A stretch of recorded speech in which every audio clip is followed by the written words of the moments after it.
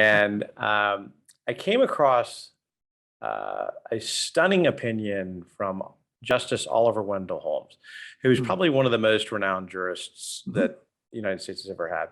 Certainly. And I was really shocked both by the language of the day.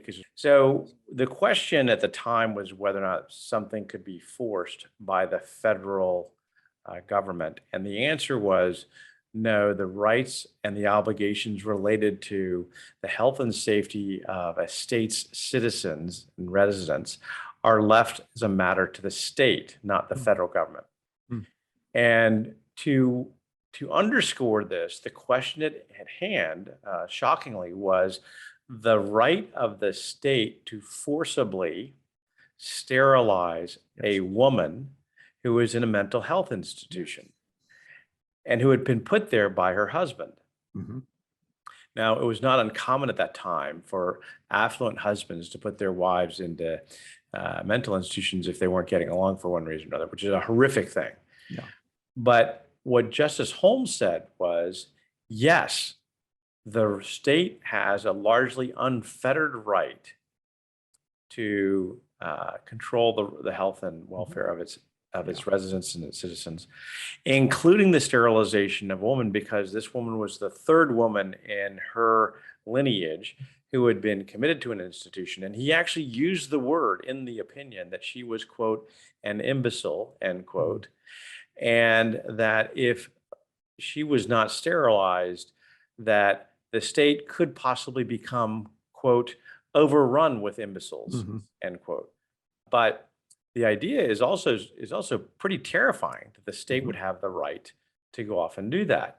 So is this not an extreme version of a legal opinion that does exactly what you're warning us against?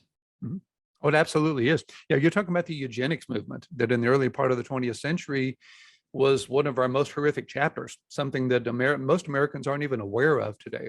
One of Charles Darwin's relatives was one of the foremost proponents of applying Darwinian evolutionary principles to eugenics. That's where you get the Tuskegee Institute horrific experiments with syphilis. That's where you get, and you've spoken a great deal about this, Tom. I'm so glad you have, the degree to which African Americans still distrust American medicine, and they have good reason. Looking back to the history by which so many African Americans have been so abused by the medical system of the country, and the idea that we can do what's best. It's a utilitarian argument, the greatest good for the greatest number, ultimately. And I guess that works if you get to decide what the greatest good is and you get to decide what the greatest number is.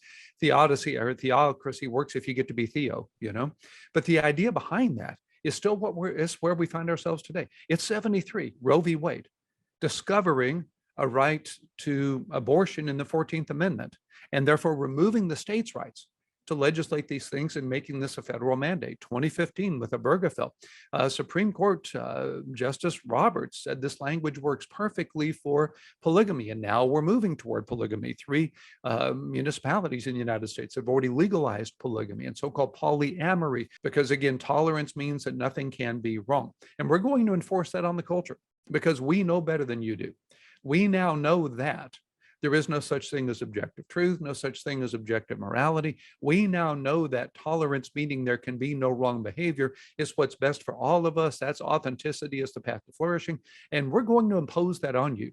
It won't be forced sterilization, but it will be, by way of horrific metaphor or analogy, it will be a kind of imposing of this radical secular ideology with no appeal to religious freedom.